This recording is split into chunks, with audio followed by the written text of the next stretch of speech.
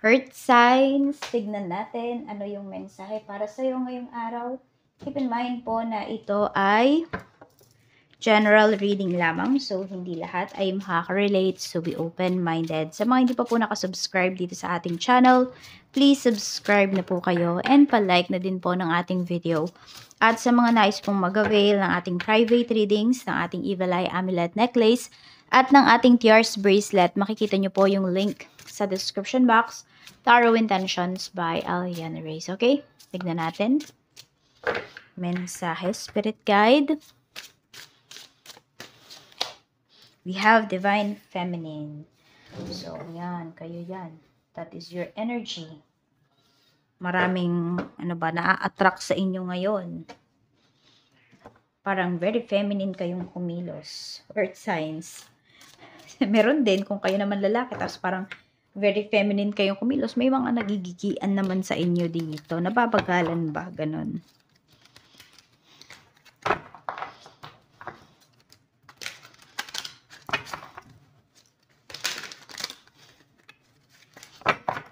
Or meron ba dito kung kayo ay lalaki na pagkakamalan po kayo na iba yung gender ninyo?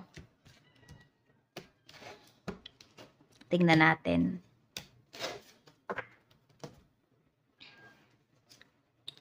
Unfazed. Yan. Wala nga kayong keyboard dito. Parang sobrang hinhin ba ninyo? Yan yung pinapakita dito sa inyong energy ngayon. Or siguro nang lalata ba yung iba sa inyo ngayon? We have inside scoop. A closer look. Meron ngang mga dito na mga tao na iniintriga ka. Fake flexing. Yan. Alam mo naman yung mga gawain nila pero nagsasawalang kibo ka na lang dito. Kasi alam mo naman na hindi totoo. Marami din dito nagpapasikat sa'yo. Pwedeng pwedeng yung mga nanliligaw sa'yo, ganyan, nagkakagusto sa'yo.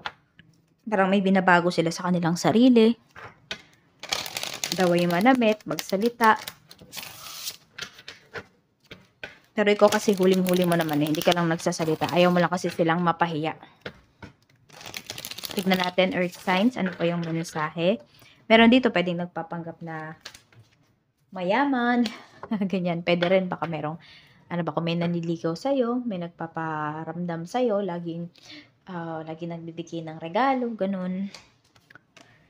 Positive, optimistic, and beautiful. Ayun, ito ka.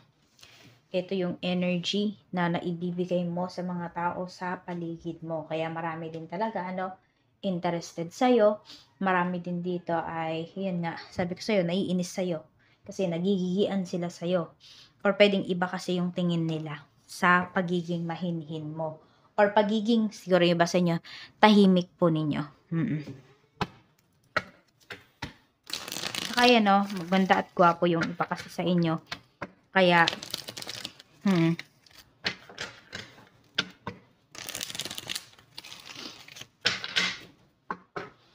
sa mga, wala pang trabaho dyan, tingnan natin kung makakapag-work na ba kayo ngayong November.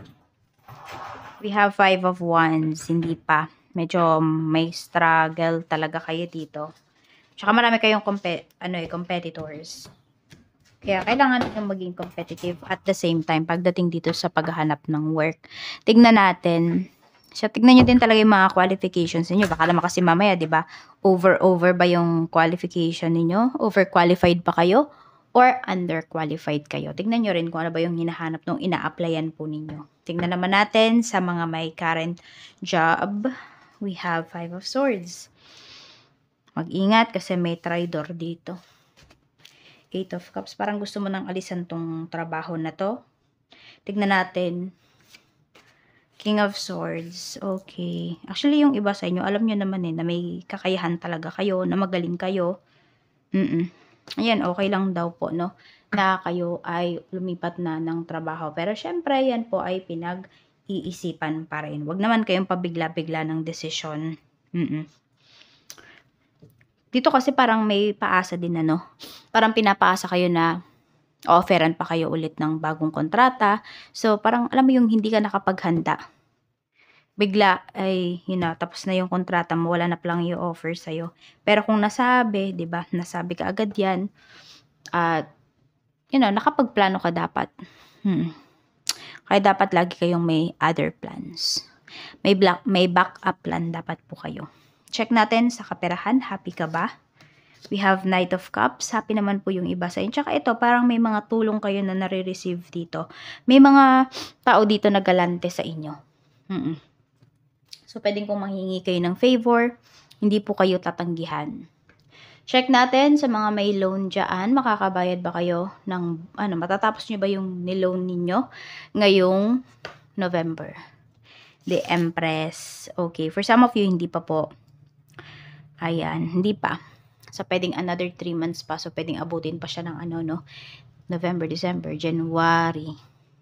January to February pa po.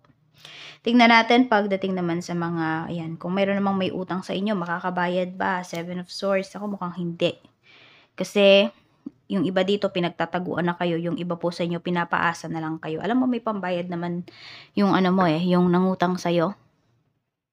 Hindi niya lang binabayaran. I don't know kung ano ba tingin niya ba, mabait ka.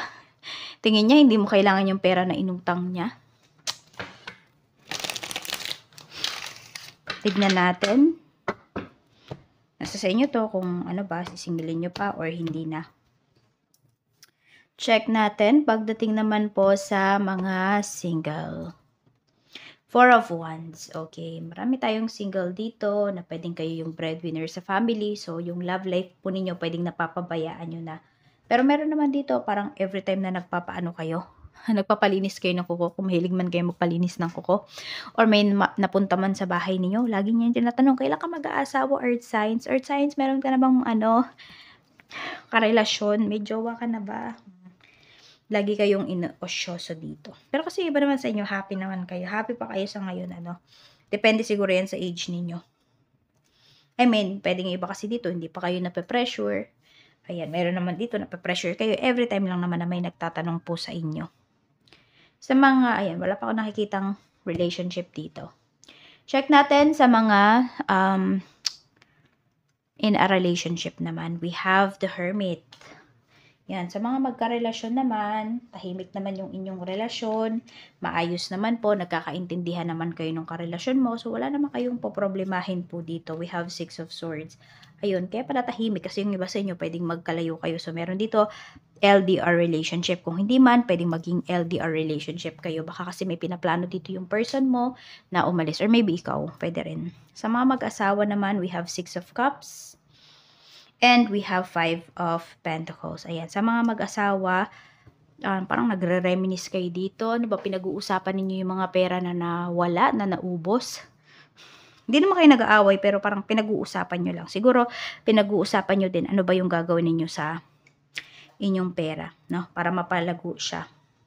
So, meron talaga, yun, dito din, parang sa mga in a relationship, pwedeng may aalis din, may magre-relocate, or yung iba po sa inyo, pwedeng, kunwari sa magandang subdivision, nangungupahan yung iba sa inyo, mataas yung renta, pwedeng, ayun, lilipat na kayo sa ibang lugar, yung mas mababa po yung renta, para mas makausad kayo sa buhay.